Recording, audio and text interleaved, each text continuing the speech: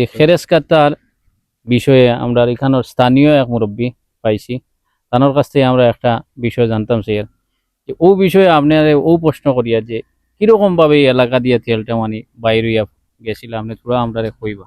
মূলত ব্রিটিশ আমলে British company তেল তুলছিলি কেন, এটা তো আমরা দেখছিও না, জাস্ট গপ শুনছি আমরা, মুরব্বী গপ করছি।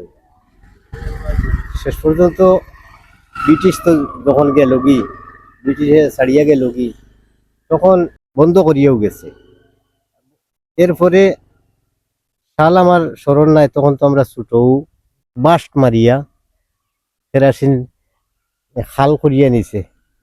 এমনকি যে সাইডে দি খাল করিয়া নিছে বা ক্ষেতর জায়গা আছিল, ইতাত অনেক বছর দান হইছে না। আনুমানিক জিয়াউর রহমান সাহেব যখন ক্ষমতাত আইলা, তাই ক্ষমতার টাওয়ার প্রায় 81 মধ্যবর্তী সময় হইব হয়তো। জি। এই সময় জিয়াউর রহমান সাহেব নিজে আইসনি কেন, আইয়া তেল খনি যে জায়গায় তেল বাইর হইতো আর কি, একটা পাইপ আছিল ওখানে গর্ত একটা, কেন খেরেস ফড়িয়া জমতো, শুধু খেরেস নাই পানি সহ মিশ্রিত। তো কেন তাই রুমাল ভিজাইয়া, তার ফুকের তাই রুমাল বার করে ভিজাইয়া ই এটা আবার মেস দিয়া ফুড়াইয়া দেখছেন যে সত্য কিনা।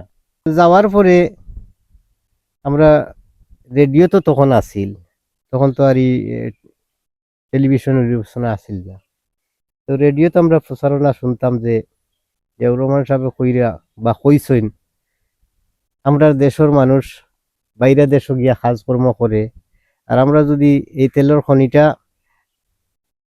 মানে তেল তুলে শুরু করি দেই, তে বিদেশিরাও আইয়া আমরা এখানে কাজ করব, আর বাইরে যাওয়ার দরকারে ধরতো না। এরপরে কয়েক মাস বা মাস দেড়েক বা দুই ওলা সময় হইব, এরপরে শোনা যায় যে জিয়াউর রহমান সাহেব মারা গেছেন চিটাগাং ব্রাশ ফায়ারে না কিতা কিতি শোনা গেল। তখন তো আমরা ছোটও প্রায়, তো কবিতা টবিতা তা এক গুরু আছিল না নি, কবিতা প্রচার করতো বাজারে বাজারে, তো তারার কাছ থেকে হচ্ছে আর রেডিও ভিডিও তাকি তো শুনতাম। এরপরে আবার জানা যায় যে এখানে যেরাও আসে মানে তেল উত্থাপনের লাগি, ভারতের কয়েকটা মানে খনি শুকাই যায়, যার কারণে ভারতের বাধা পড়ে, আর ভারতের চক্রান্তেও জিয়াউর রহমান সব মারা যায়। এর পরবর্তী টাইমে আবার বিভিন্ন কোম্পানি আইয়া পরীক্ষা নিরীক্ষা করে বা করার পরে পয়লা দেখা যায় খুব তোড়জোড় করিয়েও চলের কাজকর্ম হঠাৎ করে উদা হয়ে যায়, মানে অর্থাৎ ভারতের বাধা পাইয়া যেভাবে হোক তারা যায় গিয়ে। অসংখ্য ধন্যবাদ। আমরা মুরব্বীর কাছ থেকে গুরুত্বপূর্ণ ইতিহাস জানলাম আরই। তো যাই হোক, আমরা যারা দেখি আর বা দেখমু পরবর্তীতে দেখা যায় যে ইতিহাসগুলো তুলে ধরছেন, আমরা এখন সশরীরে এই জায়গার মধ্যে যাইমু। আপনার এখন যে বর্তমান পরিস্থিতি, এখন যদি এই দেশের সরকারের চাইন যে এটা আবার তেল তুলার একটা পরিস্থিতি তৈরি করতে, তাহলে আমরা লাগি ফায়দা হইব না? না, আমরা ফায়দা নাই। লাগি তো অবশ্যই ফায়দা, শুধু আমরা লাগি কিতা, আমরা বড়লেখাবাসী এমনকি বাংলাদেশি যত মানুষ আছেন বা সমস্ত বাংলাদেশেরও উপকার হইব তেল উঠিলে। তাহলে বর্তমান সরকার যে আমরা নতুন যে সরকার, জিয়াউর রহমান সাহেবের সুযোগ্য সন্তান আহ, তারেক জিয়া যিনি আছেন, জি, ওনার দৃষ্টি গোচর করিয়া আপনি কিছু কইবানি যে এই জায়গার মধ্যে যে তেল আছে, এটা যদি সংস্কার করা হয় তাহলে এই দেশের লাগে অনেক ফায়দা হইব। আর আজকেও হইয়ার, যদি আমরা এই তেলের খনিটা জিয়াউর রহমান সাহেব যখন আসলা, তাই তো অনেক বড় উদ্যোগ নিচ্ছিল যে তেল উঠানির লাগে। আজকে তাই জিয়াউর রহমান সাহেব নাই, শহীদ হয়ে গেছেন। আর বহুদিন পরে উনারই সন্তান জনাব তারেক রহমান প্রধানমন্ত্রী সাহেব, উনি যদি বাবার কথা বাস্তবায়ন করতে চাইন, তাইলে বাবারও আত্মায় শান্তি পাইব, আর আমরা বাংলাদেশের যারাও জনগণ আছি সমস্ত জনগণের উপকার হইব, এই ওটাও জিনিসটা মানে প্রত্যাশা আবার করি। পুনরাবৃত্তি করলে, চালু করলে। জি, অসংখ্য ধন্যবাদ।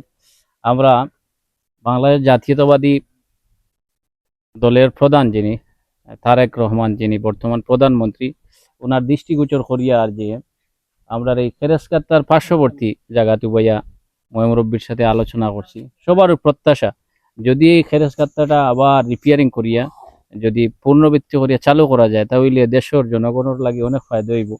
আর এই জায়গাতে তেল উঠলে ইনশাল্লাহ দেশের মানুষ শান্তিতে সুখে শান্তিতে মানে এলাকা নিয়ে দেশ নিয়ে মানে আরামে জীবনযাপন করতে পারবো।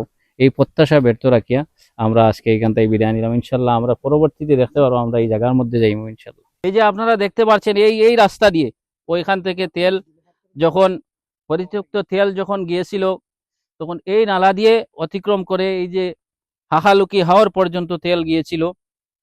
তো এই যে তেল যখন অতিক্রম করে গিয়েছিল তখন আমাদের এলাকার চাষাবাদরা যে 2-3 বছর চাষ করতে পারেন নাই, জমির উর্বরতা নষ্ট হয়ে গিয়েছিল। তো এই কেরাসিন টিলাটা যদি আবারও দীর্ঘ 75 বছর পরে যদি আবারও এটা উপযোগী করা হয় তাহলে মনে হচ্ছে এখান থেকে দেশের চাকার মান উন্নতি হবে, মানুষের ভোগান্তি দূর হবে। এই তেলের খনিটা যদি আবার সচল করা হয়